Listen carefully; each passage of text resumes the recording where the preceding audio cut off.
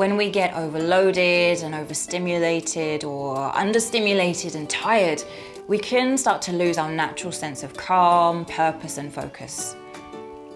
And before the brain is fully developed, children are much more prone to being triggered into highly emotional outbursts of anger, frustration, or anxiety. So it's important that we give children a few tools to help them calm down in these situations and to even practice them before those situations occur.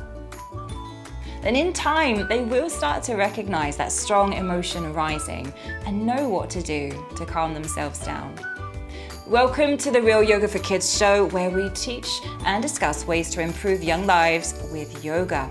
I'm Helen Clare, founder of Class Yoga, and in this episode, I want to discuss practical solutions in helping your children feel calmer.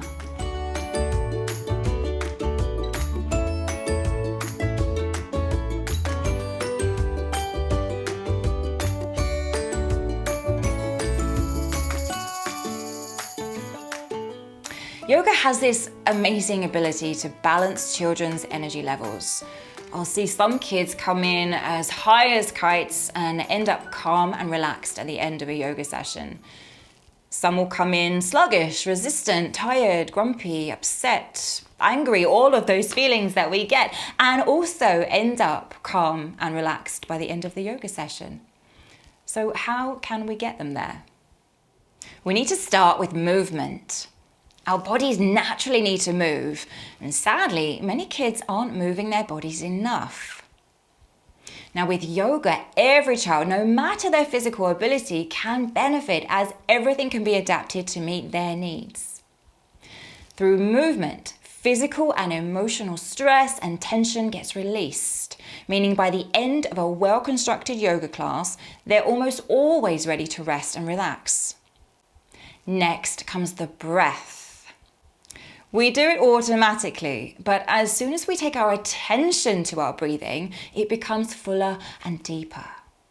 Just taking a big breath in really can be the easiest way to help ourselves feel better. Now, by moving, we start to breathe deeper to take in more oxygen and fuel the body. And with addition of specific breathing practices in yoga, we have a powerful combination in balancing energy levels. Then is relaxation. Finally, it becomes easier to relax, but we must have movement and breath work first. And this goes for children and adults. A tense, excited, or angry body and mind cannot be calm and relax. If a child can't relax, then they're not ready to relax.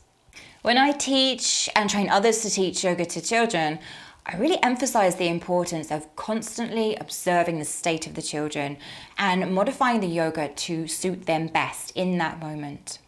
If we can guide them through enough of the physical practice that they really need, by the end, at the final relaxation, it will become their most favorite part. Now, in the next episode, I'm going to take you through a guided relaxation that you can play directly to your kids at home or at school in the classroom. It might take several sessions for your kids to really start feeling the benefit of a yoga practice. Obviously, everything feels a bit weird and strange in the beginning, but stay with it and you will soon see the transformational effect that yoga can have on young people. Thank you so much for listening. I'm so excited to have you here to help you on your journey in sharing yoga with children.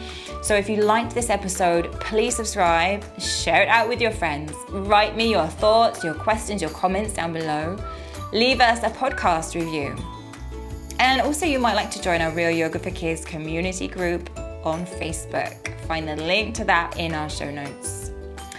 Finally, if you're ready to start or continue to share the practice of yoga and mindfulness with children, then consider applying for the Class Yoga Teach Yoga and Mindfulness to Children teacher training course. It's happening in May 2020 in the beautiful location of Bath here in the UK.